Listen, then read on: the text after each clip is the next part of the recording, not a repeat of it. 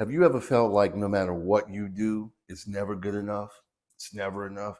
I know that in my 46 years that I've experienced that a time or two, or maybe even more.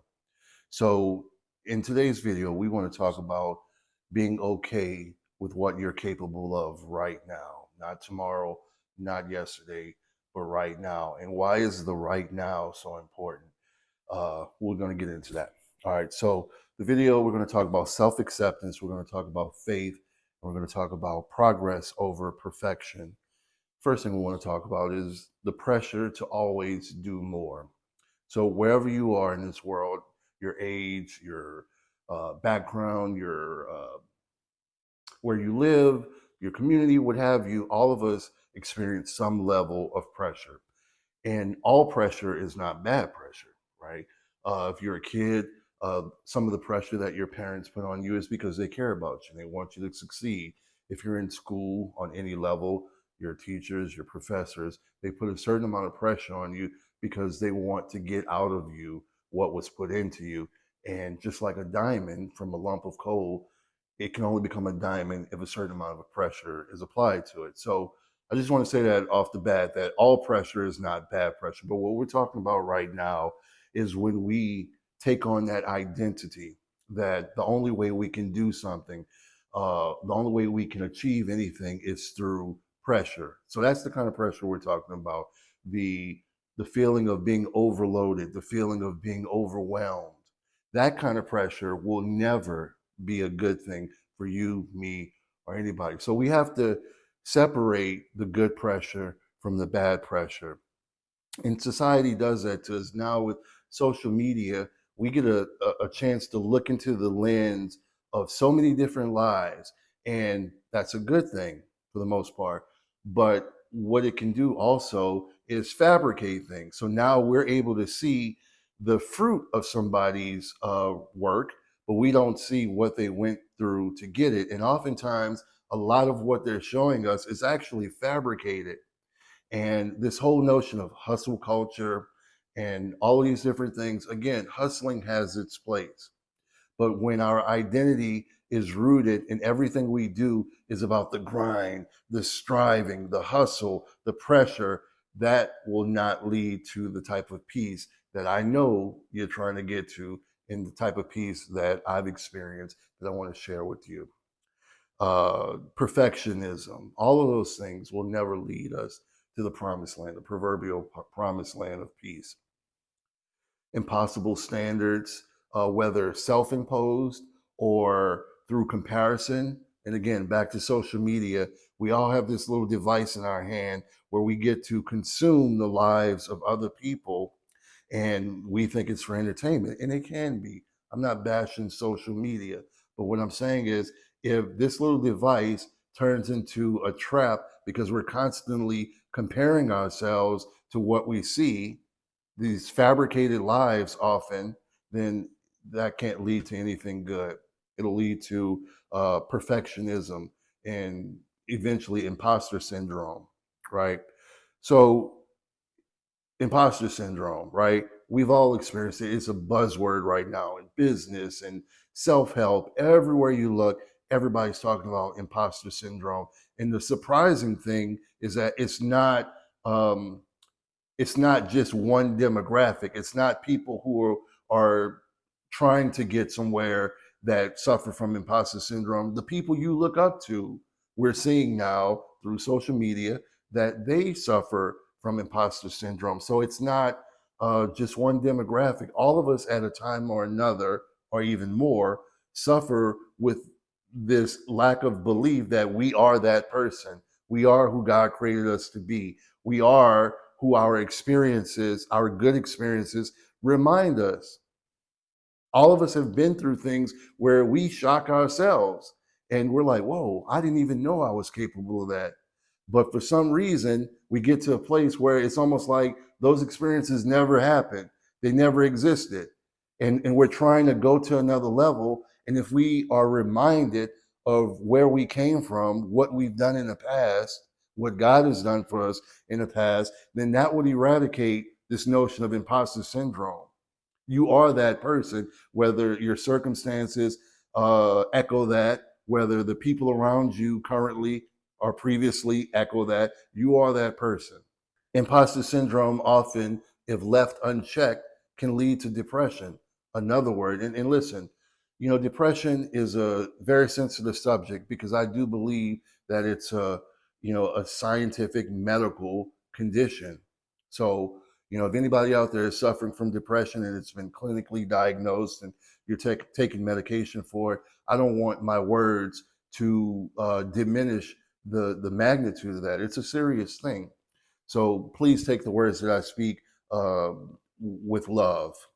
So my definition, and I've experienced depression in my life, so I'm speaking from a place of actually experience, right? My experience with depression was due to the fact that there were so many things in my past that I regretted. And my definition of depression is when you're struggling today to contend with what you did yesterday. It's like a satchel full of woe, of all of these things that you should have done that you didn't, that you shouldn't have done that you did. It's just a big fat sack of woe. And we carry it around with us as we traverse through our current daily lives, right? And so people may not know what's in that satchel. Only you and God and somebody else may know, but it's fat and it's full. And if we don't unpack that, then obviously we can get the picture, the visual of this satchel just like Santa's sack on full of presents, but this isn't full of presents, it's full of woe. And it's getting bigger and bigger as the years go on because we're not dealing with those quote unquote regrets of our past. Nobody can go back in time. None of us. What's done is done. So we have to walk in forgiveness. But to walk in forgiveness, we have to ask for forgiveness. And once we ask for forgiveness, we have to believe in our heart that we have received that forgiveness. And so once you ask, believe, and receive, your feet can't help but walk. And so once you're forgiven, you're free. So you don't have to carry that sack around anymore. So that's my definition of depression, right? And the opposite of that, or in addition to that, is anxiety. Anxiety, from my perspective, is worrying about the future. So here you are currently in the present. You're depressed because of what happened in the past.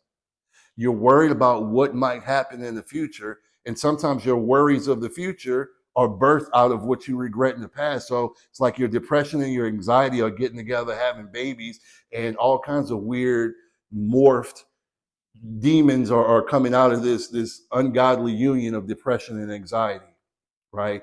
So we can't undo what happened in the past.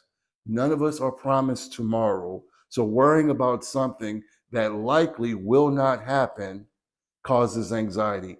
And depression and anxiety will kill any dream, kill any purpose, kill any momentum.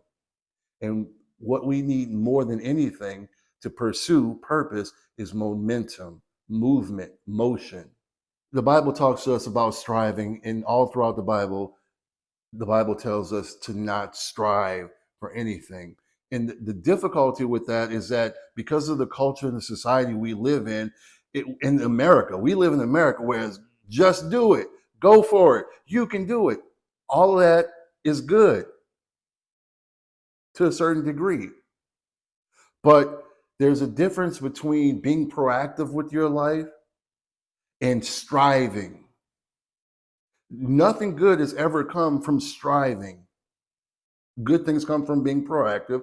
Good things come from planning, all of those things. But nothing good comes from striving, right? The Bible talks about the Apostle Paul says, I know how to be abased and I know how to be abound, right? And I actually wrote a song on my latest EP, I Can, called Abase and Abound. And in layman's terms, what that simply means is that being okay with having something and being okay not having something. And you can fill in the blanks of what that something is. I have a lot of money. Cool.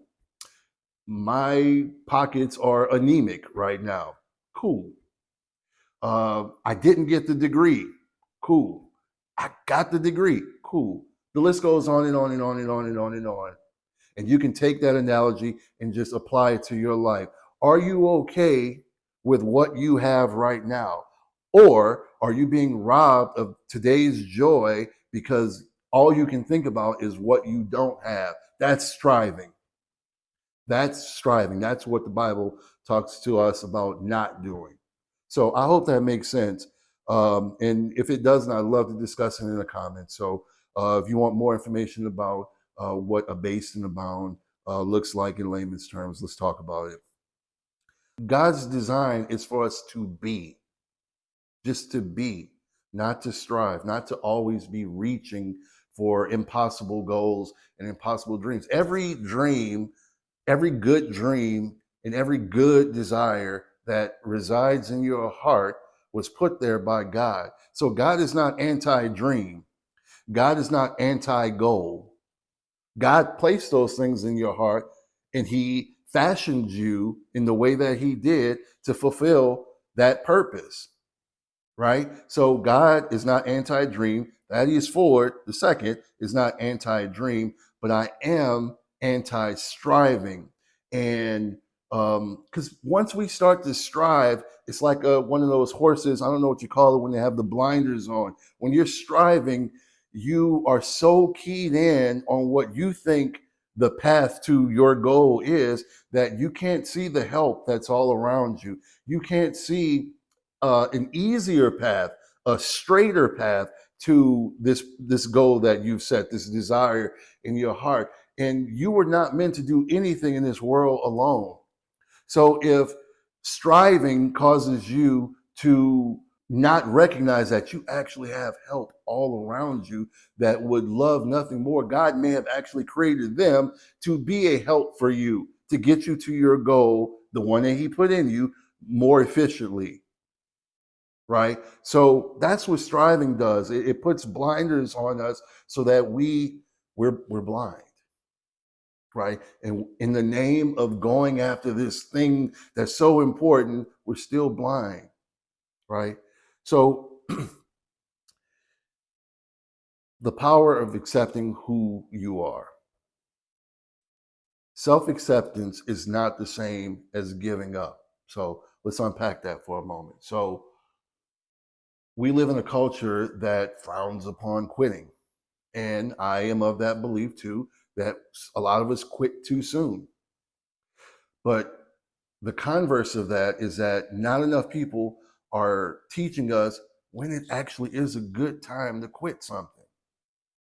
It's always a good time to quit something that you should have never started, right? So self-acceptance and saying, I'm okay with what I am capable of right now is not an admission of defeat. You're not waving the proverbial white flag. You're saying, I am here in this moment, and what I am capable of producing right now is the best for me. And guess what? God willing, if you see it tomorrow, you've got another shot. In the book Atomic Habits, they talk about all you have to be is literally 1% better tomorrow.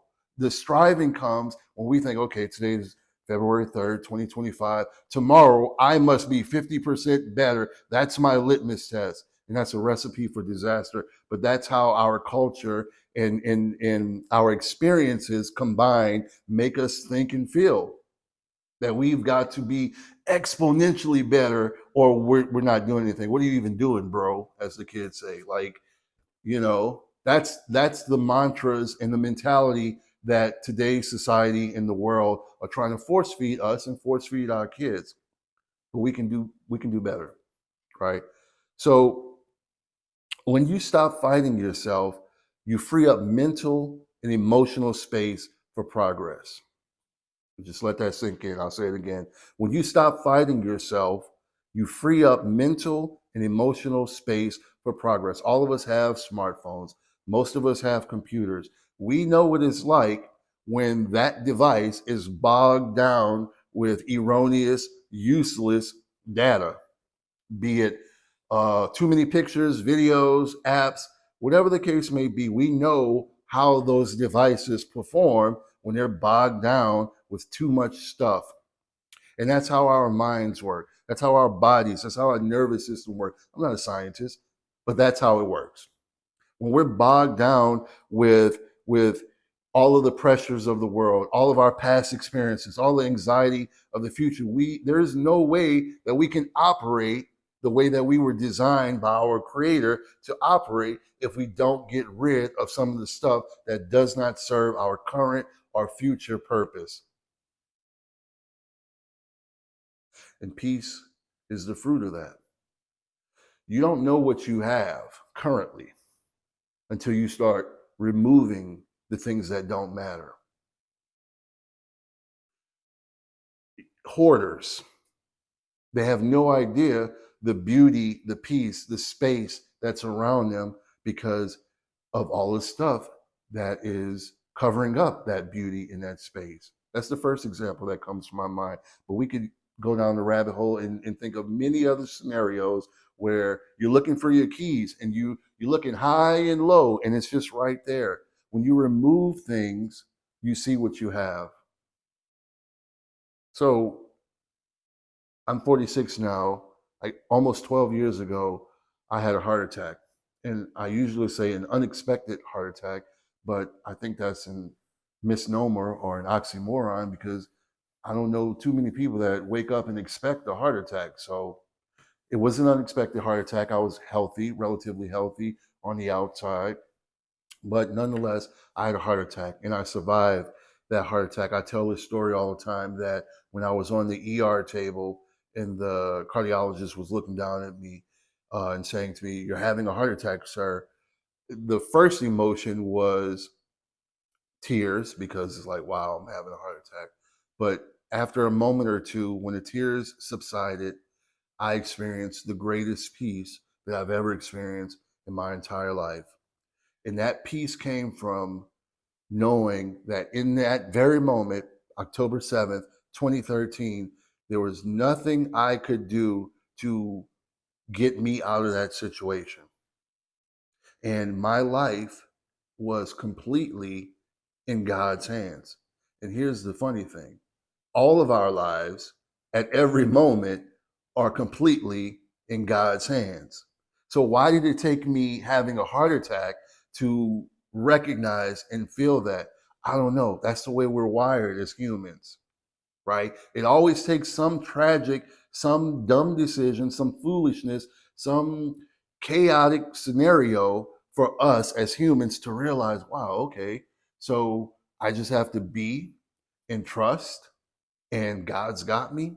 Like that's what you're saying? It doesn't have to take tragedy for us to get to that point, but for me it did. And I will never forget that feeling. And so when I'm talking to you about today and what I try to remind myself of daily is that is the peace that God promises us when we let go of control. When we let go of all of our plans and our plotting and our preparations, when we let go and we say, okay, God, I am your vessel. Use me. One of my favorite gospel songs, the title escapes me right now, but the song is in my head. I'm not a great singer, so I'm not going to sing it. But it says, use me, Lord, to show someone else the way and to enable me to say, my storage is.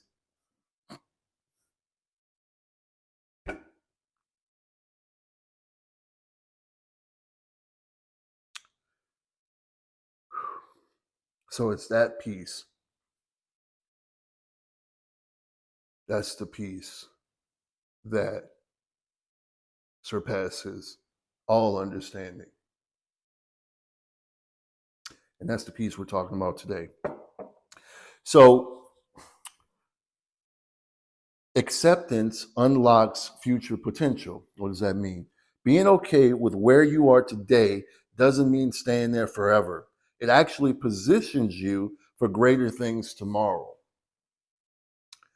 The paradox of that is when we stop pushing out of anxiety, we move forward more naturally and powerfully. When we As I said before, when we remove erroneous things that don't serve purpose, don't speak to our peace, it's like the weight is lifted off of us, and the things that used to bog us down, the things that used to confuse us, no longer do. Right? So I'm a jazz musician. So the analogy that comes to my mind is when you're teaching young kids jazz, or when you're trying to explain jazz to people, oftentimes what they hear is the rapid fire of notes. It sounds like cacophony sometimes to layman's ears, or to virgin ears as it pertains to jazz.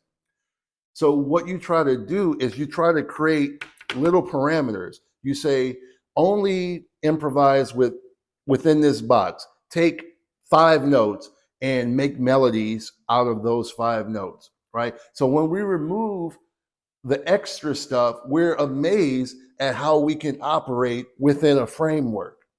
But when you have every option available to you, there's no way that you can think clear. There's no way that you can see clear. There's no way that that's going to create peace. And even the greatest improvisers, if you listen to them, when they play and they improvise, oftentimes they start off with minimal amount of notes. And again, I'm trying to explain this in layman's terms. It's almost like they're exploring. They're searching within a very small framework, and every now and then they push their elbow out just a little bit further to see if they can go that far. Push it out this way, see if they can go that far. And by the end of their solo, they've created a bigger space because they started from a smaller framework. So how does that translate to what we're talking about? It goes back to everything I've been saying, that you cannot see clearer. You cannot have this peace that you want if you are bogged down mentally, emotionally, physically with things that don't matter and don't speak to your peace. We have to have faith over fear in order to make that happen. It takes faith to let go of things that you've held on to. And I don't just mean physical things. What I mean more is mental and emotional things. It takes faith to say, yeah, I experienced that, but I'm not going to let that experience define my identity or bog me down and affect my walk towards purpose. The walk towards purpose should be peaceful. That doesn't mean bad things don't happen. That doesn't mean challenges don't come up. But when you're walking in your purpose, I can tell you from personal experience, I have lived a life of trying to move towards something that I thought was my purpose, but it wasn't. And it was filled with strife. But there's a difference between that kind of strife when you're walking towards the opposite of your purpose than the strife that comes when you're walking towards your purpose. It's a good kind of tired. It's a good fight. It's a good, just gets the blood going. You wake up with a renewed sense of I can do this again. I'm so happy I woke up so that I have an opportunity to continue moving towards purpose. When you're not moving towards purpose, you want to stay in the bed, depression. You want to self-medicate, depression, anxiety. You want to do everything you can because you know internally that you are not in line with your purpose, what you were created to be. So I want to wrap this video up by first of all saying thank you. Thank you if you've made it this far. Thank you for having this talk with me, listening to this message. I genuinely, sincerely hope that it blesses you.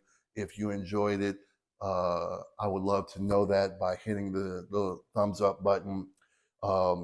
If it meant something to you, I would love to hear from you. Leave something in the comments. And more than anything, if this meant something to you, imagine what it would mean to somebody that you care about. So do me the honor of sharing this video with any and everyone that you think it would help. There is a path towards peace, and it begins with you being okay with what you're capable of today. If by the grace of God you're granted a tomorrow, just try to be 1% better tomorrow. Don't even try to be 1% better tomorrow. I can almost guarantee you that if you're moving towards purpose and you wake up tomorrow, that forward momentum will guarantee you almost at least 1% better tomorrow. Thank you, thank you, thank you for hanging with me.